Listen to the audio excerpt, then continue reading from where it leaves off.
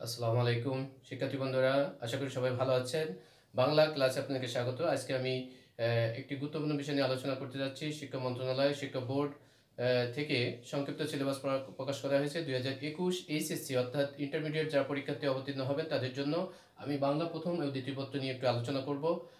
আসলে বিষয়টি কি বিষয় কম হয়েছে এবং কি বিষয় বাদ দেওয়া হয়েছে, কোনগুলো পরীক্ষার জন্য থাকবে সেটা আমি আলোচনা করব। প্রথমে বলে রাখি যে পরীক্ষার মানবন্টন কিন্তু একই থাকবে, অর্থাৎ প্রথম পত্রে 100, দ্বিতীয় পত্রে 100। শুধুমাত্র কিছু টপিক কমানো হয়েছে, বিষয় কমানো হয়েছে, সেটা আমি দেখানোর চেষ্টা করব ব্যাখ্যা সহ। শেষ পর্যন্ত ক্লাস দেখবেন, লাইক, কমেন্ট, শেয়ার ও সাবস্ক্রাইব করে আমার সাথে থাকবেন। তাহলে চলুন আমি বাংলা প্রথম ও দ্বিতীয় পত্রে কোন কোন বিষয়গুলো পরীক্ষার জন্য দেওয়া হয়েছে সেগুলো নিয়ে একটু আলোচনা করি। ঠিক আছে, প্রথমে আমি বাংলা প্রথম পত্র দিয়ে দেখাচ্ছি। প্রথমে দেখেন গদ্য। আসলে 10টি গদ্য এবং 10টি কবিতা মিলে বাংলা প্রথম পত্র, এবং একটি উপন্যাস, একটি নাটক রয়েছে। সেখান থেকে গদ্য থেকে 5টি দেওয়া হয়েছে। ঠিক আছে, কয়টি গদ্য? গদ্য থেকে 5টি গদ্য দেওয়া হয়েছে। প্রথমটা হচ্ছে দেখেন দেখেন প্রথম গদ্যটা দেওয়া হচ্ছে অপরিচিতা। রবীন্দ্রনাথ ঠাকুরের এটি লেখা। রবীন্দ্রনাথ বিভিন্ন বিষয়, বিশেষ করে যৌতুক প্রথা নিয়ে আগেও বিভিন্ন গল্প লিখেছেন। যেমন আমরা হৈমন্তী গল্পটা পড়ে থাকি যৌতুক প্রথা নিয়ে। সেখানে যে নায়ক ছিলেন, হ্যাঁ, সেই নায়ক কিন্তু প্রতিবাদমুখর হননি। এই রচনায় রবীন্দ্রনাথ দেখিয়েছেন একজন নারী, তার যৌতুকের জন্য বিয়ে হচ্ছে না এবং সেই নারী যৌতুক চাওয়ার কারণে সে বিয়েকে প্রতিবাদ করছে। ঠিক আছে, তাহলে এই বিষয়টি এখানে গুরুত্বপূর্ণ হয়ে উঠেছে। এটা হচ্ছে গল্পের মূল বিষয়। এটা হচ্ছে আমার পথ। জাতীয় কবি কাজী নজরুল ইসলামের আমার পথটি দেওয়া হয়েছে। আমার পথ বলতে সত্য সুন্দর এর পথ। এই সত্য সুন্দরের পথে কবি বা লেখক থাকতে চান এবং সেই পথে থাকার জন্য তিনি যে কোনো ত্যাগ স্বীকার করতে প্রস্তুত। এই বিষয়টা এখানে প্রকাশ হয়েছে। 3 নম্বরে দেখেন, 3 নম্বরে একটি গুরুত্বপূর্ণ বিষয় রয়েছে। যেহেতু মুজিবুর রহমান জাতির জনক, তার আত্মজীবনীমূলক রচনা যেটা অসমাপ্ত আত্মজীবনী, সেখান থেকে বিষয়টি নেওয়া হয়েছে। সেটা হচ্ছে 52 দিনগুলো। ঠিক আছে, 1952 সালে বঙ্গবন্ধু শেখ মুজিবুর রহমান যে জেলবন্দী ছিলেন, সেই জেলের থেকে তিনি তার স্ত্রীর সহায়তায়, তার স্ত্রীর অনুপ্রেরণায় তিনি কি লিখেছেন?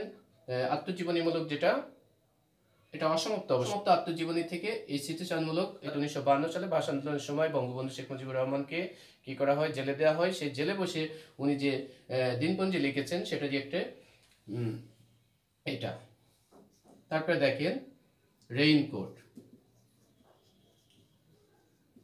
রেইনকোট লিখছে আখতারুজ্জামান ইলিয়াস। ঠিক আছে, 1971 সালে ঢাকা, আমাদের রাজধানী ঢাকা শহরের অবস্থা কী ছিল সেই সম্পর্কিত লেখাটি রয়েছে। 5 নম্বর রয়েছে একটি বিদেশি গল্পের অনুবাদ, অর্থাৎ ফরাসি ভাষার একটি গল্পের অনুবাদ, মোপাসা, গিদা মোপাসা, গল্পের নাম ছিল নেকলেস। বাংলাতে এই গল্পটি অনুবাদ করে আমাদের পাঠ্য উপযোগী করেছেন পূর্ণেন্দু দস্তিধর। ঠিক আছে, এখানে একটি মেয়ের উচ্চবিলাসিতা সেটা এখানে প্রকাশ পেয়েছে। এই বিষয়গুলো, অর্থাৎ এই 5টি গদ্য আপনাদের জন্য বরাদ্দ রয়েছে। এখান থেকে উদ্দীপক এবং নৈর্ব্যক্তিক প্রশ্নগুলো আসবে। এবার দেখেন কবিতা থেকে যে জিনিসগুলো আছে, এখান থেকেও 5টি কবিতা রয়েছে। ঠিক আছে, প্রথম কবিতা রবীন্দ্রনাথ ঠাকুরের ঐকতান। এটা আত্মসমালোচনামূলক। হ্যাঁ, আত্মসমালোচনামূলক একটি কবিতা। রবীন্দ্রনাথ এখানে নিজের অপূর্ণতার দৈন্যদশা, অর্থাৎ তিনি যে পারেননি সাধারণ মানুষের, শ্রমজীবী মানুষের, নিরন্ন মানুষের, একেবারে প্রকৃত মানুষের কাছে যে তাদের সাহিত্যে লিখতে পারেননি, সেই বিষয়ে তিনি অসহায়ত্ব প্রকাশ করেছেন। হ্যাঁ, এখানে অপূর্ণতা প্রকাশ পেয়েছে তার এই কবিতায়। 2 নম্বর ছিল সাম্যবাদী কবিতা। সাম্যবাদী জাতীয় কবি কাজী নজরুল ইসলামের। এখানে মানুষ যে সমান, মানুষ ধর্ম বা বিভিন্ন বিষয় নিয়ে যে বড়াই করে, আসলে সেটা না। মানুষের সমতা, সেই সমতার বিধানটা এখানে দেখানো হয়েছে। এখানে মানুষের বিবেকই শ্রেষ্ঠ আদালত, অর্থাৎ মানুষের বিবেকই শ্রেষ্ঠ কাবা, শ্রেষ্ঠ মসজিদ, শ্রেষ্ঠ মন্দির, এটা বিবেচনা করা হয়েছে। তারপরে তাহারই পরে মনে, এই কবিতাটা দেওয়া হয়েছে। অতীব গুরুত্বপূর্ণ একটি কবিতা। মানুষ এবং প্রকৃতির সাথে এবং নিবিড় সম্পর্ক রয়েছে, সেই জিনিসটা এখানে তুলে ধরা হয়েছে। আরেকটা জিনিস হচ্ছে লেখিকার প্রিয়জন বিয়োগ হওয়ার কারণে প্রকৃতিতে বসন্ত এসেছে, বসন্তের প্রতি কবির কোনো আকর্ষণ নেই, অর্থাৎ বিমুখ হয়েছেন তিনি। ঠিক আছে, প্রকৃতিতে বসন্ত এসলেও কবির হৃদয়ে বসন্ত আসেনি, কারণ তার প্রিয়জন বিয়োগ হয়েছে। এই কারণেই কবি সেই স্মৃতিকে মনে করে এটা লিখেছেন। তাহারই পরে মনে পড়ে, প্রিয়জনকে মনে পড়ে। এই কবিতাটা এই ভাবাত্মক প্রকাশেন সেই অস্ত্র। হ্যাঁ, সেই অস্ত্র, এই কবিতাটা আহসান হাবিবের লেখা সে অস্ত্র বলতে পৃথিবীতে বর্তমান যুগে আমাদের কাছ থেকে মানুষের যে ভালোবাসা, প্রীতি, সম্প্রীতি, সেই জিনিসটা উঠে গেছে। কবি সেই ভালোবাসাকে আহ্বান করেছেন, সেটাকে অস্ত্র হিসেবে গণ্য করেছেন, যে ভালোবাসার জোরে পৃথিবীর সব কিছুকে জয় করা যায়, সেই ভালোবাসাকে আহ্বান করেছেন। 5 নম্বর ছিল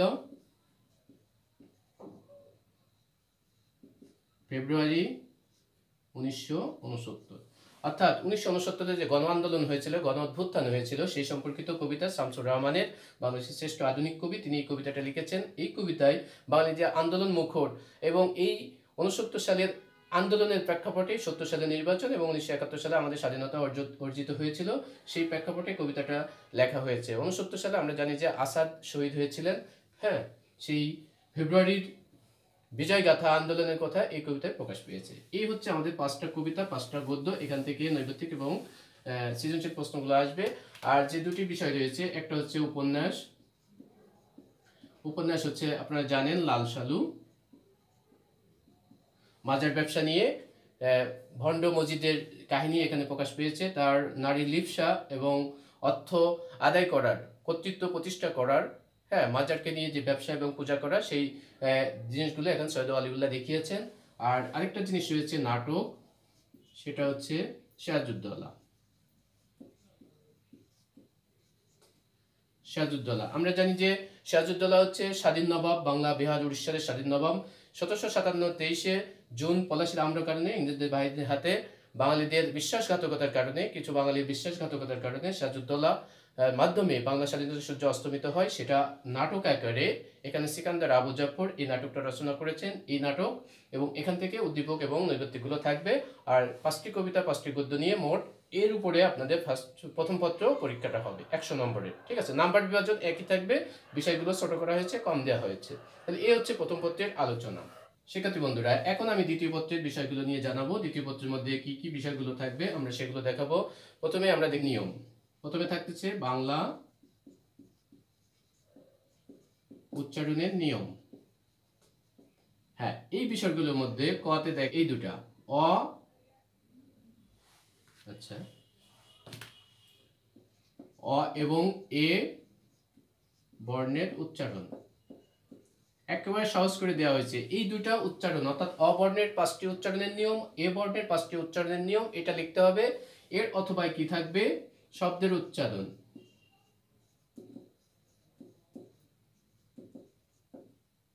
ঠিক আছে, অর্থাৎ 7 থেকে 8টা শব্দ থাকবে। এই শব্দগুলো ভেঙে ভেঙে উচ্চারণ আমরা যেভাবে করি সেভাবে, ঠিক আছে, আমরা লিখবো। ঠিক আছে, তাহলে এটা থেকে হয় এটা থাকবে না এটা থাকবে। ঠিক আছে, দুটাই থাকবে, দুটা থেকে যে কোনো একটা আপনাদের অ্যান্সার করতে হবে। এই প্রথম অংশ থেকে একটা প্রশ্ন থাকবে যে অ অথবা এ বর্ণের 5টি উচ্চারণ লেখো, যে কোনো একটা থাকবে। আর নিচের কয়েকটা শব্দ থাকবে, এই শব্দগুলোর উচ্চারণ লিখতে হবে। এর মধ্যে 5 নম্বর রয়েছে। ঠিক আছে, এটা হচ্ছে প্রথম ব্যাকরণের থেকে প্রশ্ন থাকবে। দেখেন, তারপরে থাকতেছে বাংলা বানানের নিয়ম।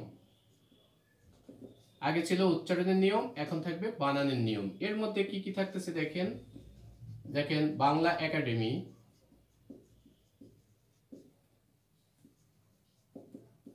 কর্তৃক বাংলা বানানের নিয়ম,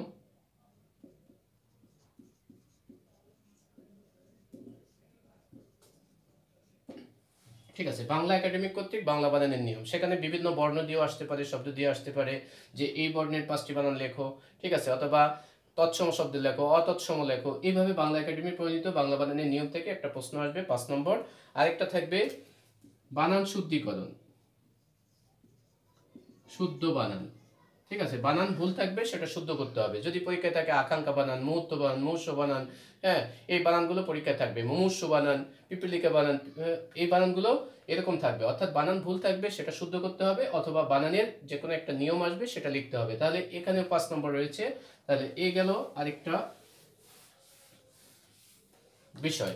তারপরে থাকবে দেখেন বাংলা ভাষার ব্যাকরণিক শব্দ শ্রেণী।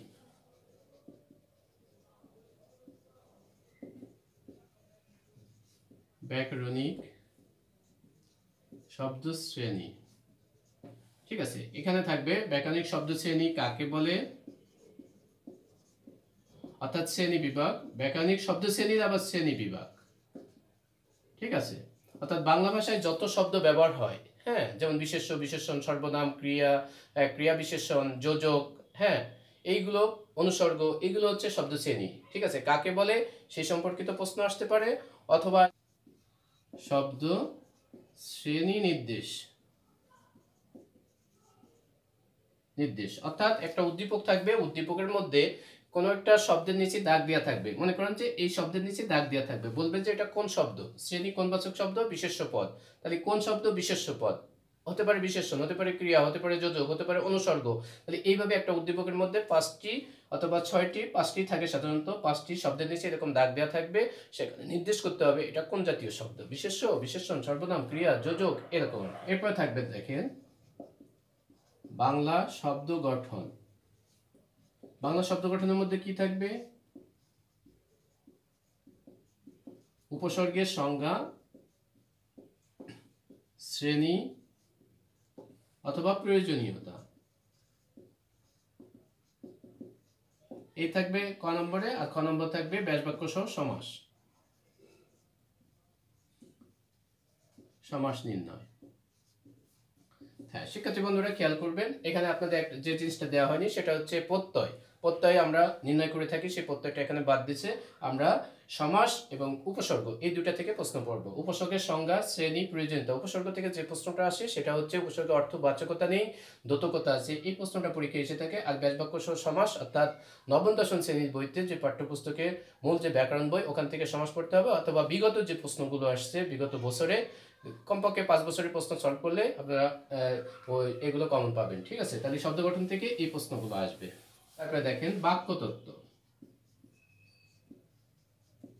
হ্যাঁ, বাক্যতত্ত্ব থেকে যে বিষয়গুলো আসবে, বাক্য অর্থাৎ সংজ্ঞা, তারপরে আসবে বাক্যের বৈশিষ্ট্য ও শ্রেণী। এটা হচ্ছে একটা প্রশ্ন। ঠিক আছে, বাক্য কাকে বলে, বাক্যের অংশ কয়টি, বাক্যের বৈশিষ্ট্য, আকাঙ্ক্ষা, আসক্তি, যোগ্যতা এবং বাক্যের শ্রেণী বিভাগ। এটা হচ্ছে সরল, জটিল, যৌগিক। আর একটা অর্থগত শ্রেণী আছে, সেটা হচ্ছে প্রশ্নবোধক বাক্য, বিবৃতিমূলক বাক্য, আদেশসূচক বাক্য, এগুলো সেটা হচ্ছে শ্রেণীর মধ্যে পড়বে। আরেকটা হচ্ছে এর থেকে অথবা যে প্রশ্নটা থাকবে সেটা হচ্ছে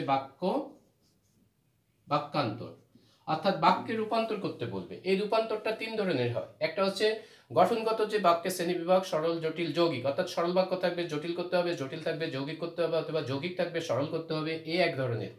আরেকটা থাকবে উক্তি জাতীয় বাক্য পরিবর্তন। ঠিক আছে, ডিরেক্ট স্পিচেস, অর্থাৎ প্রত্যক্ষ উক্তি থাকবে পরোক্ষ করতে হবে, অথবা পরোক্ষ থাকবে প্রত্যক্ষ করতে হবে। হ্যাঁ, আরেকটা হচ্ছে ভাবগত পরিবর্তন, সেটা হচ্ছে নির্দেশক ভাব। তারপরে থাকবে প্রশ্নবোধক বাক্য, হ্যাঁ, তারপরে বিস্ময়সূচক বাক্য, এই জাতীয় বাক্য পরিবর্তন। অর্থাৎ বাক্যান্তর করতে হবে 3 ভাবে। একটা হচ্ছে সরল, জটিল, যৌগিক এই অনুযায়ী। আরেকটা হচ্ছে বিবৃতিমূলক, হ্যাঁ, হ্যাঁ বোধক, না বোধক, হ্যাঁ, তারপরে আশ্চর্যবোধক, প্রশ্নবোধক, এই এক জাতীয়। আরেকটা হচ্ছে উক্তির পরিবর্তনের মতো, সেটা হচ্ছে পরোক্ষ আর প্রত্যক্ষ। এই জাতীয় পরিবর্তনগুলো পরীক্ষায় আসবে বাক্য থেকে। এখানে 5 নম্বর রয়েছে বাংলা ভাষার অপপ্রয়োগ, প্রয়োগ। আমরা যে ভাষা লিখতে প্রায়ই ভুল করি, শব্দ লিখতে ভুল করি, বাক্য লিখতে ভুল করি, সেগুলোর অপপ্রয়োগ, কিভাবে অপপ্রয়োগ হয়েছে, খারাপ অর্থে প্রয়োগ করা হয়েছে, ভুল প্রয়োগ করা হয়েছে সেটা। আরেকটা হচ্ছে শুদ্ধ প্রয়োগ। আমরা কোন কোন জিনিসগুলো থেকে বাক্য শুদ্ধি বা এই জাতীয় হয়ে থাকে। আমাদের অনেক সময় বাক্যে বানান ভুল দিয়ে থাকে। তারপরে দেখেন, তারপরে সাধুচলিতের ভুল হয়ে থাকে। ঠিক আছে, পদের ব্যবহারটা আমরা যথেচ্ছা করতে পারিনি, এই জাতীয় ভুলগুলো এখানে আসবে। ঠিক আছে, অর্থাৎ ভুল প্রয়োগ। ঠিক আছে, বাক্যের বা ভাষার ভুল প্রয়োগ সেটা শুদ্ধ করতে হবে, অর্থাৎ বাক্য শুদ্ধি। এক কথায় এখান থেকে একটা প্রশ্ন থাকে। ঠিক আছে, সি বিরোচন অংশে, বাংলা দ্বিতীয় পত্রের যে বিরোচন অংশ, বাংলা দ্বিতীয় পত্রের বিরোচন অংশ প্রথমে থাকবে দেখেন পারিভাষিক শব্দ। আচ্ছা, একটা থাকবে পারিভাষিক শব্দ আর একটা থাকবে অনুবাদ। অর্থাৎ একটা ইংরেজি অনুচ্ছেদ দেওয়া থাকবে, অনুবাদ দেওয়া থাকবে, সেটা বাংলায় অনুবাদ করতে হবে। অথবা পারিভাষিক শব্দ 13 থেকে 14টা থাকবে, বা পারিভাষিক শব্দের বাংলা লিখতে হবে ইংরেজি থেকে। ঠিক আছে, ইংরেজি শব্দ থাকবে, তার বাংলা লিখতে হবে। ঠিক আছে, তাহলে এই হচ্ছে ব্যাপার। আশা করি শিক্ষার্থী বন্ধুরা সবাই এখানে পারিভাষিক শব্দ অ্যান্সার করবে, এবং সবাই পারিভাষিক শব্দ 10টাই হবে। কারণ বিগত 3-4 থেকে 5 বছরের প্রশ্ন যদি সলভ করা যায় তাহলে পারিভাষিক শব্দ সবাই 10টি পারবে। এখানে 10 নম্বর ক্যারি করা সবার জন্য সহজ হবে। ঠিক আছে, এরপরে কি থাকে দেখেন, দিনলিপি আর থাকবে প্রতিবেদন। শিক্ষার্থী বন্ধুরা, নবম দশম শ্রেণীতে আপনারা পড়ে আসছেন প্রতিবেদন কাকে বলে, প্রতিবেদন কি ধরনের লিখতে হয়, কেমন লিখতে হয়, কয় ধরনের প্রতিবেদন আছে, আমরা কিভাবে লিখবো। সংবাদ প্রতিবেদন আছে, আরেকটা হচ্ছে সাধারণ প্রতিবেদন বা অফিসিয়াল প্রতিবেদন বা দাপ্তরিক প্রতিবেদন, আরেকটা হচ্ছে দিনলিপি। দিনলিপি কি? আমার জীবনের কোনো ডায়েরিতে আমি যদি কিছু লিখে থাকি, কোনো ঘটনা লিখে থাকি, সেটা আমাদেরকে লিখতে হবে, ঠিক আছে। আচ্ছা, এরপরে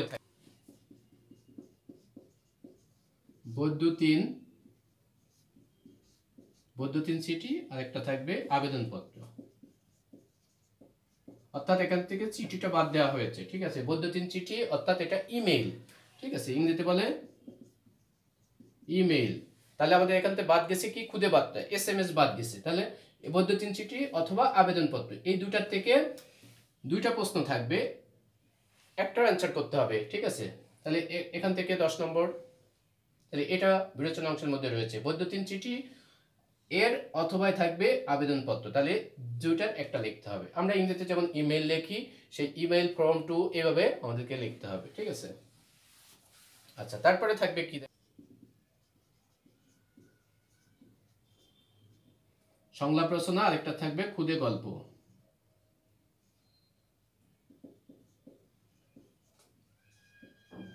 একটা গল্পের কিছু একটা ক্লু দেওয়া থাকবে, জুড়ে দেওয়া থাকবে, সামান্য একটু দেওয়া থাকবে, অর্থাৎ কমপ্লিটিং যে গল্প স্টোরি, আপনারা ইংরেজিতে SSC পরীক্ষায় বিভিন্ন সময় পড়ে আসছেন সেরকম আর কি। তাহলে খুদে গল্প হচ্ছে কখনো গল্পের নাম দেওয়া থাকবে এই জাতীয় গল্প, অথবা কখনো দেওয়া থাকবে যে কি, যে তিনতলার সেই ছেলেটি, সাপোজ এরকম থাকবে, অথবা থাকবে একটা গল্প জুড়ে দেওয়া থাকবে, বাদ বাকিটা কমপ্লিট করতে হবে। আরেকটা হচ্ছে সংলাপ রচনা। সংলাপ রচনা হচ্ছে যে কোনো একটা ভাষণ দিয়ে দিতে পারে, যে বঙ্গবন্ধু 7 মার্চের ভাষণ, অথবা আসতে পারে কি দুইজনের কথোপকথন, এটাও কিন্তু সংলাপ। যেমন দেখে করোনা পরিস্থিতিতে বাবা ও ছেলের কথোপকথন, করোনা পরিস্থিতির টিকা সম্পর্কে বাবা এবং মেয়ের কথোপকথন, এই সম্পর্কিত সংলাপ রচনা। অথবা সংলাপটা যে কোনো একটা নির্দিষ্ট সংলাপ দিতে পারে, অমুক সংলাপ রচনা করো। আর খুদে গল্প থেকে ইনকমপ্লিট থাকতে পারে, কমপ্লিট করতে হবে, অথবা যে কোনো নির্দিষ্ট গল্প দিতে পারে, সেটা আমাদেরকে লিখতে হবে। এখানে 10 নম্বর রয়েছে প্রবন্ধ রচনা।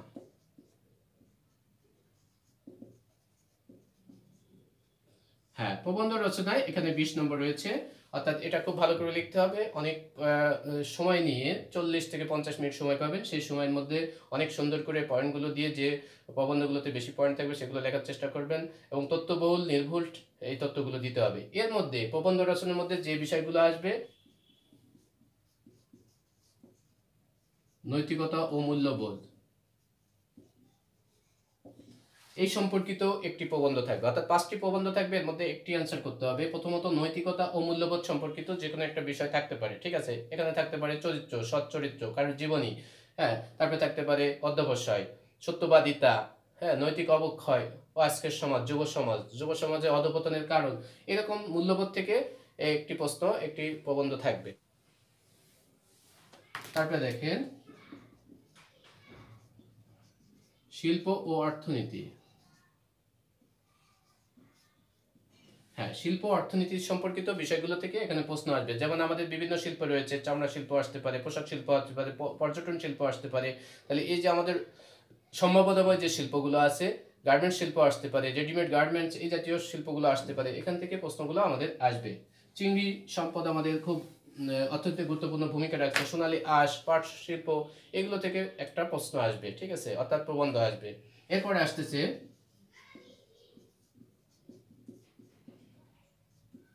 জাতীয় চেতনা। এখানে খুব গুরুত্বপূর্ণ একটি বিষয় রয়েছে, এখান থেকে প্রশ্ন আপনারা সহজেই কমন পেতে পারেন।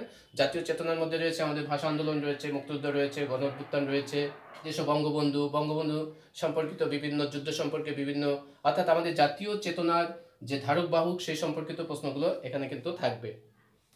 তারপরে দেখেন আরেকটা আসবে বিজ্ঞান ও প্রযুক্তি।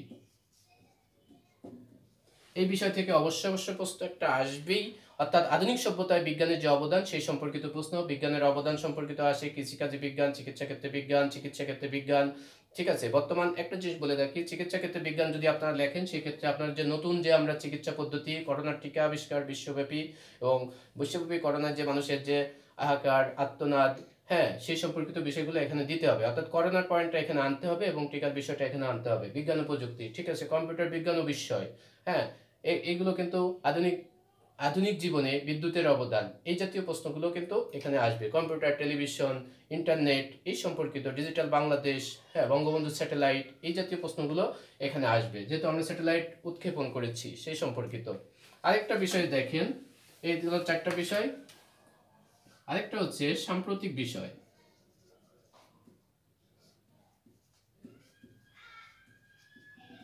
ঠিক আছে, সাম্প্রতিক যে কোনো বিষয় নিয়ে প্রশ্ন আসতে পারে। এই যে করোনাটা, এটা কিন্তু সাম্প্রতিক বিষয়ের মধ্যে পড়ে।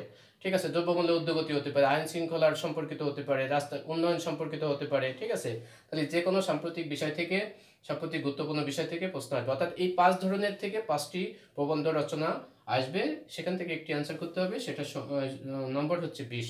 তাহলে এই হচ্ছে আমাদের বাংলা প্রথম এবং দ্বিতীয় পত্রের সংক্ষিপ্ত সাজেশন এবং তার কিছু মূল্যায়ন। আশা করি শিক্ষার্থীরা এটা ভালো লেগেছে। আপনারা সুন্দর করে পড়াশোনা করেন, মনোযোগ দেন। আপনাদের পরীক্ষা জুলাই থেকে হতে পারে। যদি এসএসসি পরীক্ষা জুনে হয় তাহলে আপনাদের পরীক্ষা জুলাইতে হবে, এবং তার আগে হয়তো কলেজ স্কুল খোলা হবে এবং সেই সম্পর্কিত ক্লাস আপনারা করবেন। আর অনলাইনের পাশাপাশি ক্লাস চলছে, সেটাও করবেন। আর আমার ইউটিউব চ্যানেলে আপনাদেরকে স্বাগতম। আপনার ইউটিউব চ্যানেল দেখার জন্য সবাই আমন্ত্রণ জানাচ্ছি। দেখেন আমার চ্যানেলের নাম,